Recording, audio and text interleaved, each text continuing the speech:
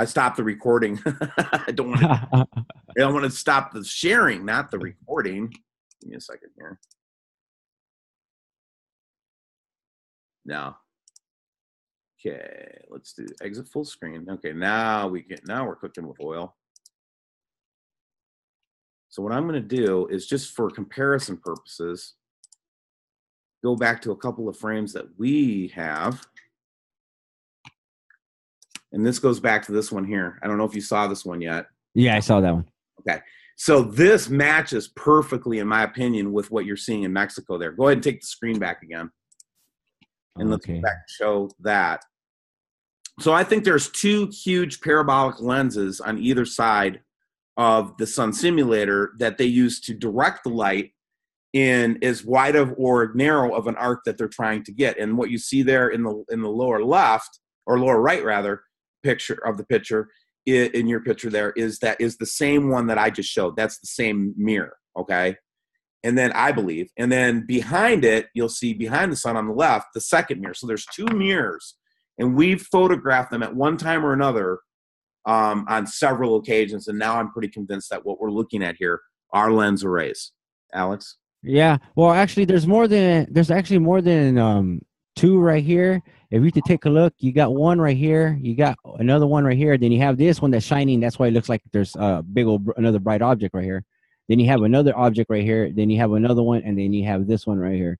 To me, I think they have to use at least like about eight of them for them to just to hide one object.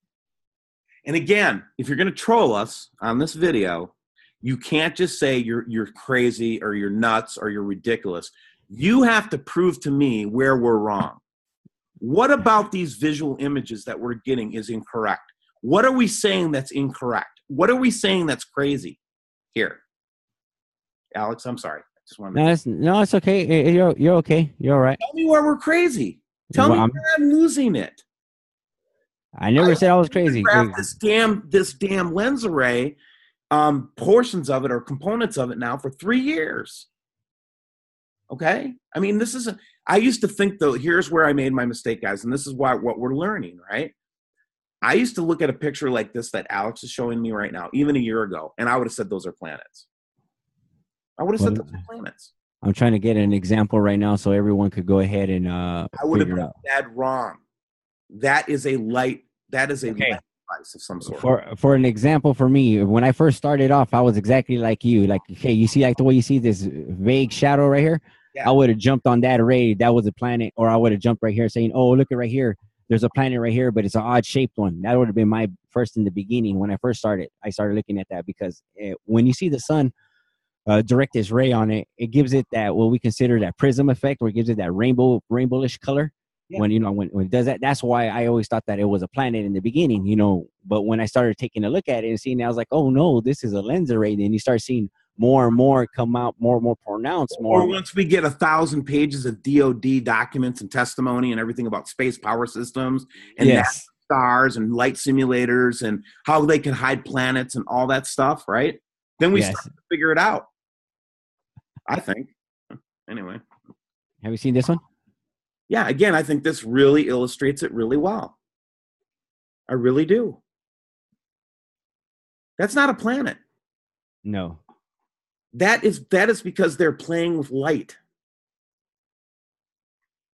They're messing with us, messing with light.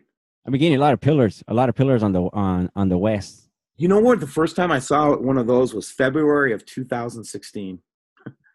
I saw one of those in Wisconsin. Let me just going back again. Oh, I want to let you know that they spin. They spin, guy. They have to, though. Yeah.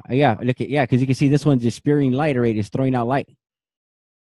Yeah, you see, they would have to be spinning Fresnel lenses, right? Or similar, right? Yeah. Would you consider this to be a lens flare? No, it's illuminating the cloud structure around. They said this wasn't our moon. All right. Well, if you saw the video that I did yesterday, in the opening clip, one of my good friend subscribers sent me, and he was just on there going, and it was that exact object coming from left to right from behind the sun. And that was an object, Alex. That wasn't a piece of a lensing system. I was looking at some kind of celestial object on that. Yeah, I like this one. Excuse me. I like this one the most because this came from Iowa. One of mine and yours and Matt Rogers subscribers. She gave it to me. She was saying she would love this one the most because you could tell there's two different light sources. You got one right here and one right here. Water reflection and time lapse are our two best friends. Yep. If ground-based photography, yeah. Yeah, when I saw that, I was excited. I told her you did a good job. She was first thing she goes, I'm pretty sure I knew you were going to say something like that, but I just wanted to make sure I did something right. I was like, yeah, you did. Yeah, you're doing stuff right out there, you guys. Come on, we're all learning together. Yeah, that's the main thing. What I love the most, like I said, we're going back all over again to right here where I started. Here's again right here. But again, I have to agree with you. I think that, but on the other hand, the geological effects, the earthquakes, the weather, the anomalies, still sky anomalies, ISS anomalies, photography from all over the world, testimonies, history, antiquity, all point to that we're going to be running into some cosmic hard times in the near future. I mean, that's just the bottom line. Well, actually, we're already there, but we're just barely starting. This is barely the tip of the iceberg of what we're feeling. Yeah. What do you sense? My sense is that we're looking at like I kind of subscribe to the Naughty Beaver, Great Sign of Revelation model, right?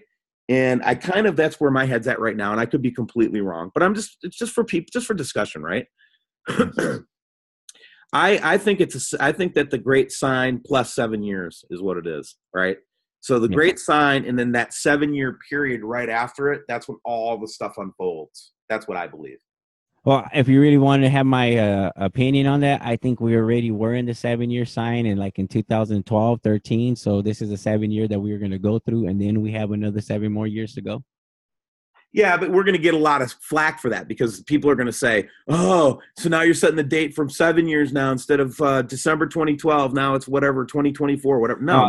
I don't put dates on it. That's one thing I don't do. Dude, I don't set dates. I've always resisted setting dates, like the whole September 23rd. I never thought that was the tribulation day or the rapture day or any of that. I just thought that was an important sign because it was the one sign in the Bible where it specifically talks about a celestial alignment that points you to a specific day. It's the only time you see that in the Bible maybe there's another exception, but it's the only one I know of, okay? Where it is telling you a specific point in time based on a celestial alignment. There's nothing like that else in the Bible. That's why I was so interested in September 23rd, okay? Not because I thought it was the end of the world or I thought we're going to, I have believed that the Nibiru Planet X wormwood system has been in our solar system within 40 AU of our sun since 2007. So shut up, man. I think it's been here for a while, Alex. Since 40 AUs away since 2007. Depending on the speed, how it travels, it could travel, 11 days, 1 AU.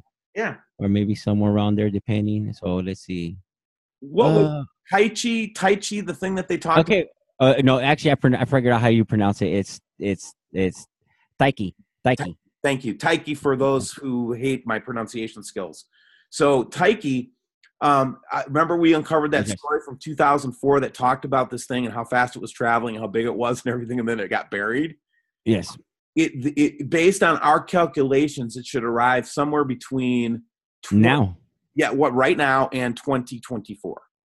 Yes, somewhere around there. Right. So actually, right now, 2024. And if you really want to go back on all the studies that we were seeing and all these other things, remember, this object is supposed to be 4 times bigger than Jupiter. That's what they described it. And if you were to see this this big object that's supposed to be translucent, that's what they consider this big translucent stealth planet. You can't see it, but it's out there. They consider it to be that way, and that's what I think we were capturing on some of these Soho and all that. Yeah, me too. That's what I think too. Yeah. All right. Well, let's. I think we had a great hour together, Alex. It's just good to catch up with you. We got to do this at least once a month going forward. And again, guys, I do feel like, if you're asking WSO, what am I predicting? What do I see in the future? Okay. And then I'll let you do it too. What I see in the future is that things are going to continue continually progress, we're going to see even more earthquakes, more intense earthquakes. We're going to see more weather events, more intense weather events, I think we're going to see more, not necessarily all hot or all cold, but many extremes, like one day where it's 20 below zero and the next day where it's 70, that kind of thing. I think that's going to be happening. And I would predict that the world leaders, the world stage, that they're all jockeying for position based on what they know, what events they know of, right? What they can predict. So you're going to see increasingly odd governmental behavior, lots of military movement, wars and rumors of wars, just like Jesus predicted in the New Testament. And these are only, and Jesus warns, he says, that's not the end. He said straight up, Yeshua said it wasn't the end. He said, after all these things have come to pass, then it will be the end. So we're in the middle of it is what I think. And I think we have several years to go. And I think that things are just going to get progressively more intense and more interesting. Alex, what do you think? What do you think the future holds for the world? For the world, well, we are going to start seeing a lot of what I hate to say, don't want to get everybody alarmed and get scared for what we consider fear mongering, but we are going to start seeing a lot of catastrophic events happening. We may end up seeing, what we consider we may see a super volcano blow up or a volcano blow up. We are going to start seeing what we consider hurricanes, where places don't actually get hurricanes at all. Snow where people don't get snow. Yeah, so we're gonna start seeing all kinds of stuff. But everybody lived through it before, so I'm pretty sure we can live through it again. Yeah, and I think when you ask me, if you ask me, like, when is this big asteroid or mountain in Revelation going to hit the Earth? These that are very likely scientifically with the traffic that we're in right now that we're going to get smucked, right? I don't know, guys. I have no idea. I don't think anybody does unless you have the equipment that NASA has or Russian government or somebody like that. It's going to be very difficult for people on the ground to predict this event. Here's what I think. It could happen any day. That's what I say.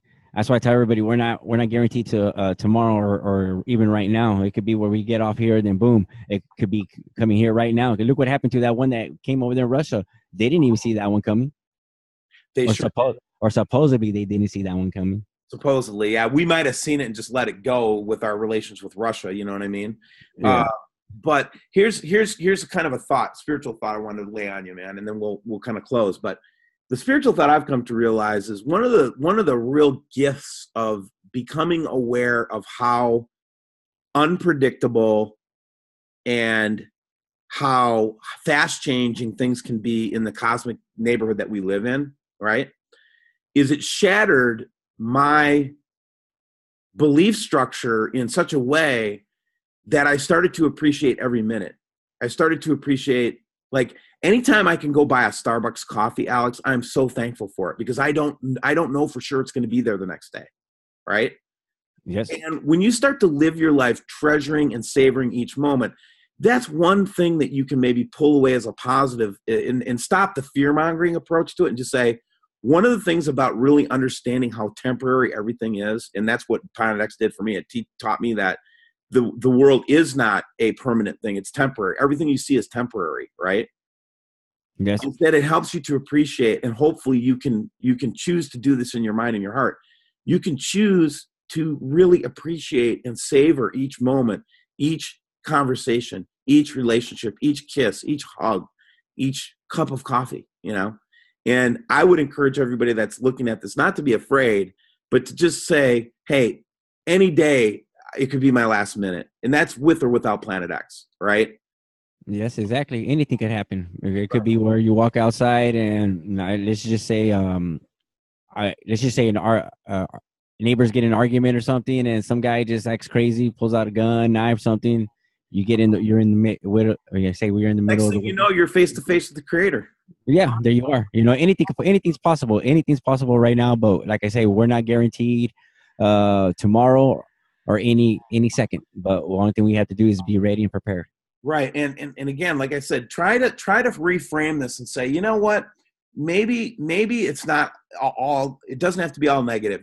Let's look at it a little positive and just say, let's let this what we're learning about our universe, guys. Let's let it teach us to treasure each moment. Alex, do you have any final thoughts? No, only final thoughts is I want to thank you for the presentation. Thank you, subscribers. I want to say I have you guys all on my prayers. Regardless, I have everyone in my prayers, and it's time is to me. I still think we have enough time. The main thing is get right with your creator, and everything will be okay with you guys. That's right. Yeah. And follow it, man. All right. Well, everybody have a good night. Make sure that you subscribe to Alex's channel. Got to go check his stuff out. He comes up with shocking photographs, and he's been around for a while. So if you have questions about Planet X, Nibiru, things like that, get on his comment board. Ask him questions, man. He's very knowledgeable. Alex, thanks for being on us with WSO. Thank you. I appreciate it. Yep. And we'll have you back on again here real soon, guys. Everybody have a good night. You too. Good night. God bless you, brother.